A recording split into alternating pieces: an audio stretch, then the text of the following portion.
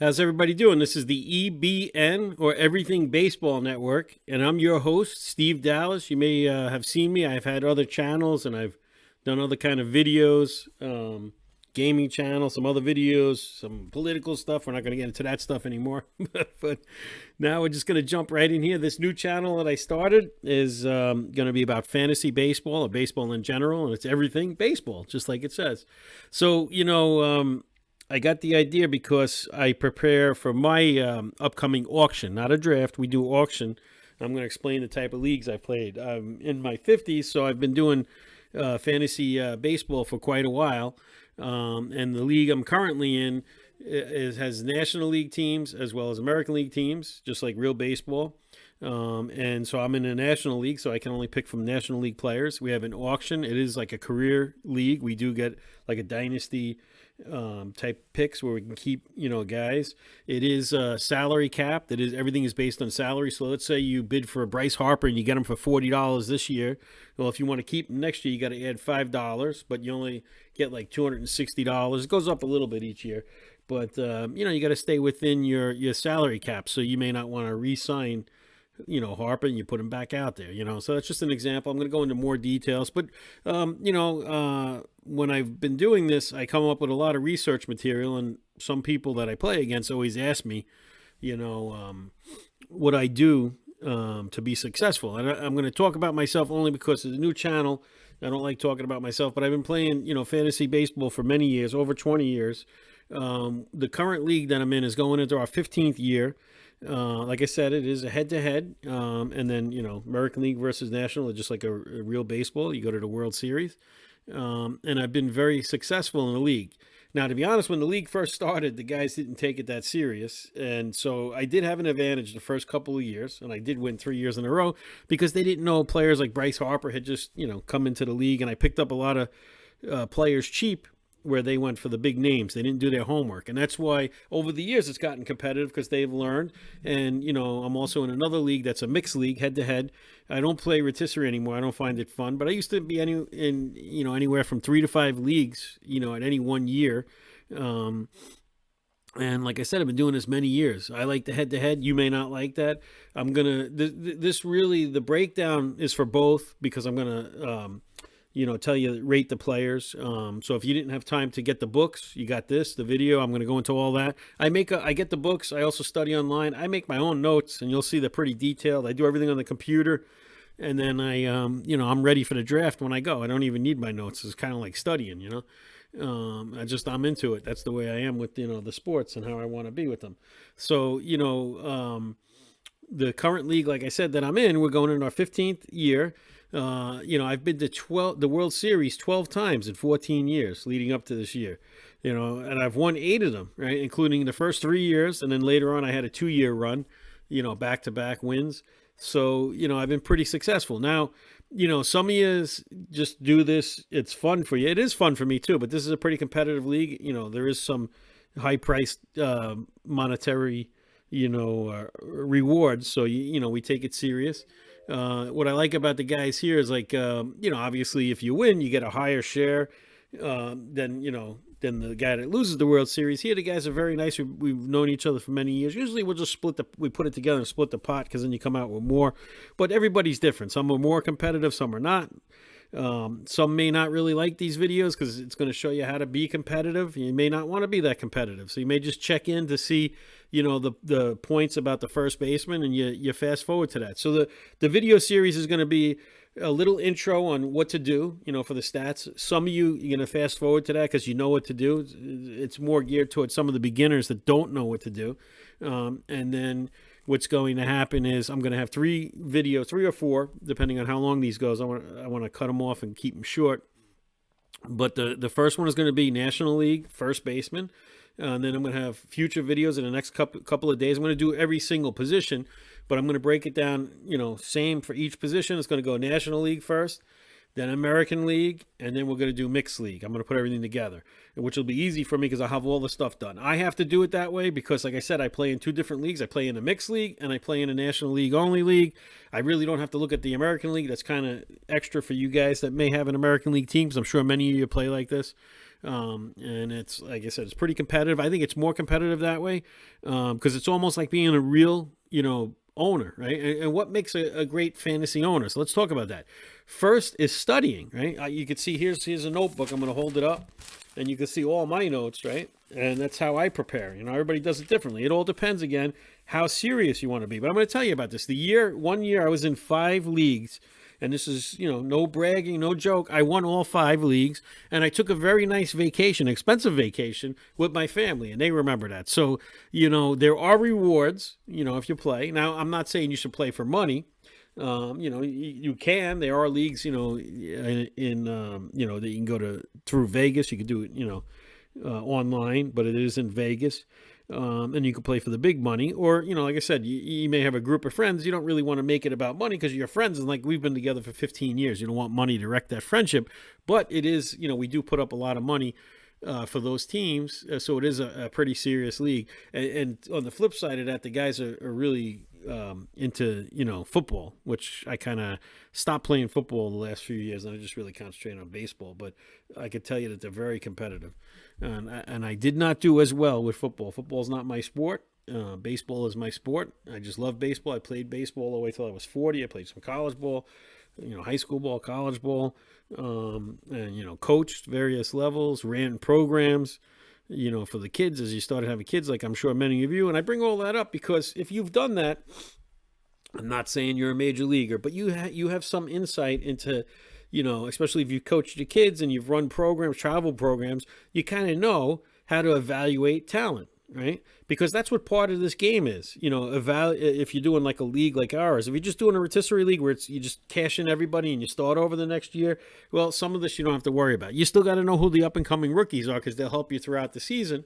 But if you're doing like a dynasty league or a keeper league or, anything where you're going to, like that's how I've been so successful with my team. Because like I said, they do have free agents, and it's kind of like real baseball. You can't keep paying for all you have to, bring in the talent, and you can't really, you can mess up. Like it's like real baseball. If you're on a salary cap, you can mess up. And I'm not talking about like the big teams like the Yankees or the Red Sox who can spend money. But if you look at the Twins, they can mess up maybe one free agent. But if you or a kid that you're developing, but if you start messing up 3 or 4, you're going to screw up your whole, outcome of everything. So you really do have to put time in, and you have to really watch what you're doing. And we're going to learn about that. So that's the due diligence. That's putting the time in to do all this stuff. And that's watching hours of videos. Now, I've been doing this a long time, so I may not watch all the hitters, but I do watch all pitchers. I may not watch a veteran pitcher, but, and my friends that I play against will tell you that I'm crazy. I watch hours upon hours of video, and I played ball, and there's certain things I look for. Myself, I guess it's cliche, you look for the big, hard throwers, but, the way things have changed in the last few years, they're bringing them in the game. They're getting a lot of Ks. And sometimes this is head-to-head, this, 5 categories in offense, 5 categories on pitching. Sometimes you tailor your team towards the categories you think you're strongest at. You may go for Ks, and then you may have a guy that's, a reliever that's striking out 100 guys. And if he's striking out, 6 guys a week, right? And your starter's only striking out 3 a week, if he only gets 1 start, it may be better for you to put in, the way our league works, you can put in up to 3 relievers. So it might be better for you to put a reliever in instead of that extra 5th or 6th starter. So there's different ways to look at things. It all depends on how you draft. Obviously, if you're starting from scratch and you're going into a new auction, you're going to have a plan. We're going to talk about the plan. And when the plan is unfolding, sometimes it doesn't go as planned. No pun intended. But when that happens, you got to be prepared because that's the way things happen. It never goes the way you wanted it to. And you got to work from your strength. So if you start losing, let's say, all the home run hitters, well, then you got to build your team on, contact hitters and speed, try to win those categories. Try to win average and, runs and speed. You might get 3 categories instead of the power. So, but you should try to build a balanced team and then try to pick up things later. And we'll talk about all that. So you want to stay active in trades and scouting, right? So basically you become a scout, and you eventually, if this is your team, you're the head scout, right? So, with trades, when I say stay active, look at everything, pursue everything, even if it's a stupid trade, ask. Sometimes you just throw stuff out, and you're not, the first offer is never taken, and they may get pissed off at you, but at least they say, hey, how about that other guy? Would you trade him? And then I've had where I just throw out a stupid trade, and then we totally trade for two guys that have nothing to do with that, or three guys, but it's helped both of us. And the other thing too is if you're in a league with your friends and you're long term, you don't want to rip people off in trades, because if you get there are a couple of guys like that try to rip you off, and then nobody trades with them, so then you kind of get screwed. So you got to stay active. You want to build for your future. Like I said, you got to know the up-and-coming players. Have to. And basically, you got to know the league rules, right? It's very important because, like in our league, we have free agent dollars, which work like real dollars in our league. Every league may be different. So if you spend, there's a cap, but if you spend, you got to pay that at the end towards your fee. So it kind of defers you from just going crazy and picking up every single free agent every week. But we do put in bids on free agents, so you also have to know, stay a little bit ahead of the curve, because if everybody wants the same guy and you're going to use all your free agent dollars in 1 week, week one, let's say, and then you're screwed the rest of the year. So you got to know your rules, very important. I've played with guys that don't know the rules, and then they screw things up and they lose and then they get mad, So know your rules. Know, like, in during the regular season, if there's a tie with the categories, it goes to the home team. Then when we get to like the playoffs, we use another category, or we go out to like an average to 4 decimal points or something. So there's different things you can do to break a tie, and but know all those rules, because you do want to win those ties, because one win can make or break your season, possibly going to the playoffs, And again, you are playing for fun, but there is monetarily, you're shelling out money, right? So very important, know your rules, and always look for the diamond in the rough. Now that's a joke. They make fun of me, and a la 2013, 2014, Darren Ruff, like I said, I do my homework, so I knew he was a great minor league hitter. He hit 20, 30 home runs in the minors back then. I used to know the exact amount. So when he came to the major leagues, though, he wasn't really hitting well. And then right around 2013, when my first baseman went down, and I picked him up, and he was dual player. It was first base and outfield. And everybody laughed when I picked him up. He was hitting like 143, but there really was nothing on the waiver wire, and I needed a first baseman. So I knew he could hit home runs, and all of a sudden he went on a tear for like 3 weeks, where I think he only had 14 home runs that season, but he hit 10 of them for me, like in 3 weeks. And he hit 500 over those 3 weeks. And I won, 3 weeks in a row. And basically 1 week, like single-handedly, because he had 12 RBIs in 1 week. So you want to look for that type of player. Now, you got to stay ahead of the curve. You got to do your homework, because everybody's looking for that type of player. So, and it's all who puts more time in. It's really like, real baseball. Don't leave any stone unturned, I'm just checking the time here, because I want to stop it and make short videos. So when you look at them, it's not, it takes up all your time, and you can speed through to whatever you want to do. So you also know how to spend your dollars wisely. That means your free agent money. That also means your money, in the game. And what I mean by that is, let's say you got to have a game plan. So when I go into the draft, now when I say this, there's always somebody out there that thinks they're going to get an all-star at every single position. It's not going to happen, right? Especially we're in National League only teams, and, we're up to 12 teams now, almost full, so you got just enough players, to get by. So, what's going to happen is you got to know your players, because it's like, real baseball. Now, you may have a league where it's less teams and there's more free agents and stuff, but you still got to be ahead, because, they're always going to be after the names, So what I do is I have a plan. At every position, I have 3 players, my 3 players. Now, I say my 3 players, it'll be your 3 players. You got to know before you go into an auction or a draft who you want. Now, I'm not saying to fill out a card that has every single all-star at every position, because that's not going to happen. There's no way you're going to be able to afford that, and there's no way that those players are going to be available, okay? So what you got to do is you have to be realistic. You have to pick the one player you want to build around. Now, obviously, if you've already been playing, this part, you kind of know this stuff, and, you kind of skip it. This is for the new players. So, have your starting lineup 3 deep, right? Because then when you get to the 3rd, 4th, guy, he'll start slowing down. You'll have time to look stuff up in your notes or the books, So, but definitely have 3 ready to go on your paper, so you kind of know. Now, the way we do it in our auction is, everybody, rotate. They pick out of a hat. So, whatever turn you are, you throw out a name, and then everybody bids on it. Now, I'm giving away all my secrets now, what I do, but I never pick a guy I want to bid on, okay? Never. Until the end of the draft, maybe, because like nothing left or somebody's out of money and then, like that. But in the beginning of the draft, I never throw out a name I want. I always throw out names I don't want. And most of the time, I already know which, big guys. Like, for instance, I'm going to use Alonso. I like Alonso, but I'm going to use him. But let's say I decided he's going to be too much money. He's going to go for 50 or 60 bucks, and I'm not going to spend, 50 or 60 bucks of my, salary cap on him. So I already know that. That's my game plan, and I already know where I'm going to spend the money. So now I'll throw his name out there, and then I'll say like $20 for him or whatever, and then it goes, and he's going to go for $50, and then you could keep bumping it up a little because you don't want him, and like a name like that, especially I'm here in New York. There's a lot of New York fans. I've obviously got my Yankee hat on, but they play with a lot of Met fans, and I'm in the National League, so sometimes I throw out all Mets just to mess them up and run. I used to do that with David Wright. I never wanted David Wright. I actually never wanted a Met on my team. So, because they were bad back in those years.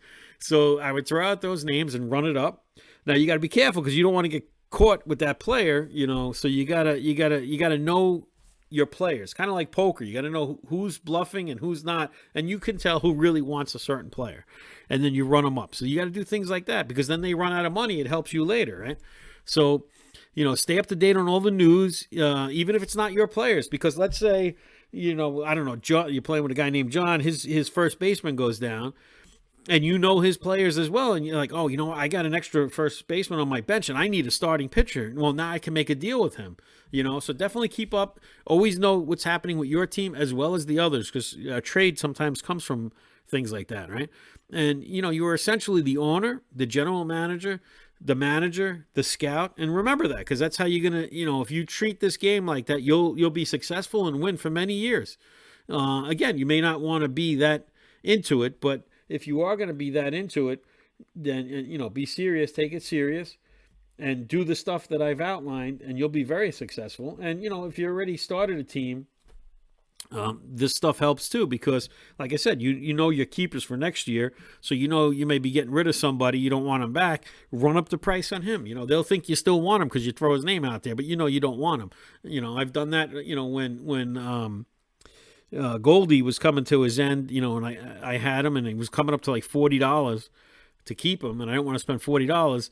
I threw him out there for like 30 because I knew at the time I threw him out there he was going to go for like $40 or $50, and I started the auction going, and then once it starts going, you just back out of it, and then they're fighting over him, and I didn't want him anymore. I had at that point somebody else in mind, and then I went a different way, but I saved all that money and I used it somewhere else. Now this next part is for you computer geeks and you nerds out there.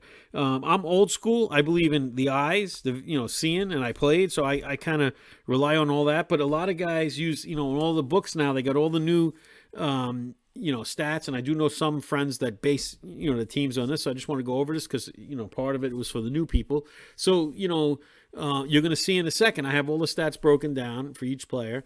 And basically what's going to happen is there's 3 new categories that they, now in your younger guys' generation that they rely on, that I didn't rely on, Yankee Cup too. So, the first one is on base percentage. The second one is ops, which is on base percentage plus slugging. And then, WAR, which is wins above replacement. That's a way to evaluate the player. Although I don't use it too much. I don't really care for it because there's a lot of stats that go into it. I'm going to show you really quick. And a lot of the statisticians actually say they're not sure if it's a good stat. So why would you rely on that? There's other ways to tell, and I'm going to show you how you can tell yourself and how you'll get good at this. If you've been playing for a while, you're already probably good at evaluating a player. But I'll show you some things that you'll, the one great thing about all sports nowadays is all stats are kept. But in particular, we know if you're a baseball fan, they keep track of everything. So there are ways for you to become a statistician and then do it. But then again, it's like real baseball. You can't just sit in an office and say, oh, this guy looks great on paper. And yes, this is on paper. The human factor is gone. But you still got to look at players because sometimes, a player may look great. He may have 40 home runs, but he may have just had a great year. And then, he's got like the most horrible swing or something that you see when you're watching, or he just, strikes out a lot and you didn't realize that, you didn't look at it. And then so he goes from 40 homers. Now you invested all this money and you decided to keep him, and now he eats up like $30 or $40 of your cap. And then the next year he hits 220 with like 25 homers. Now he just killed you because you could have used that $40 on somebody better.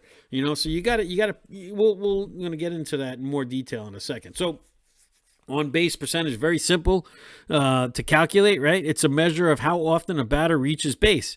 It is approximately equal to the times on base plate appearances, right? The full formula is OBP is hits plus walks. I'm not gonna. You can figure that out yourself. I'm not gonna get into that. But I also wanted to point out there's also another statistic called on base plus, which takes into account ballpark effects. So on base percentage actually is a good stat to look at. We've always had that. So, you can look at that.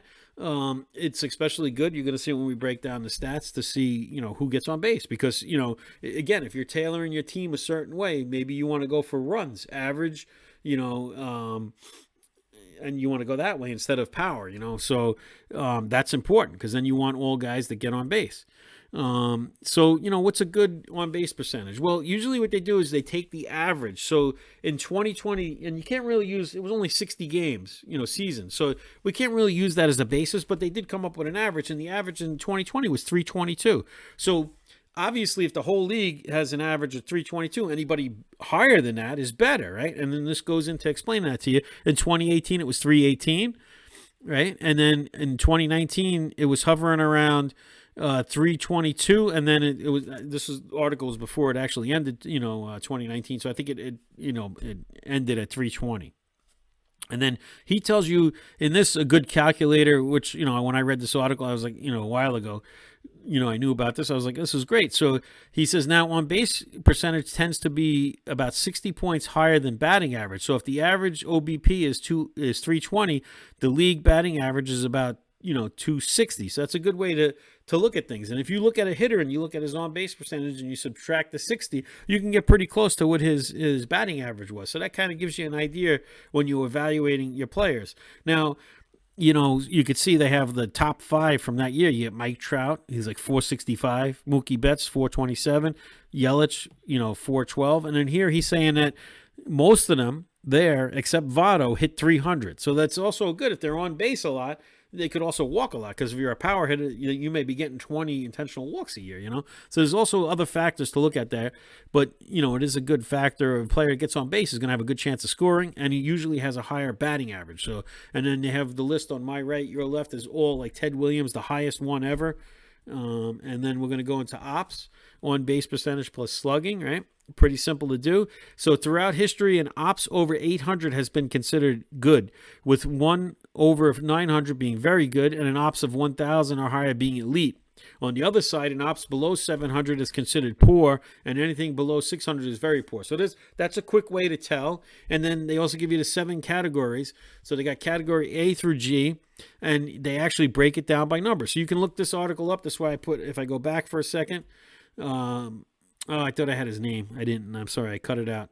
I was going to say, but, Google the article. You'll find it yourself. If you want to make a copy of that and put it in your notes, you can look at that. If you're into these numbers, I don't use ops, but like I said, people do use it. It's a good indicator. Or you could just remember the general rule. Pretty much less than 700, no good. Higher than 700, pretty good. But again, you got to look at the players, because if you're at the end of the draft, that's why I don't like these numbers. If you go by these numbers, these 3 categories. Now, there's also touch, feel, and the eyes, and you have to have some heart about this.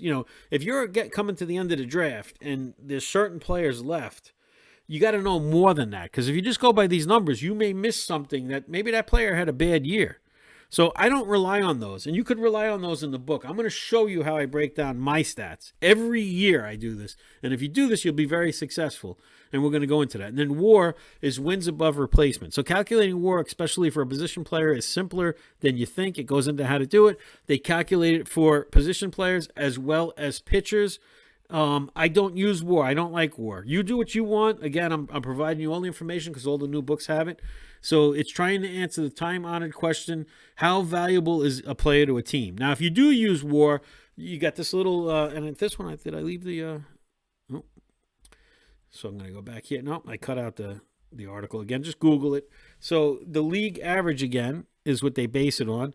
And here you go. So a WAR 6 and of is like an MVP. A WAR of 2 to 3 is a solid starter. So you got that. So you kind of know. I usually use the rule, if I am going to look at it just quickly, two and above is, a decent player, and less than 2, those are scrubs. You don't want them.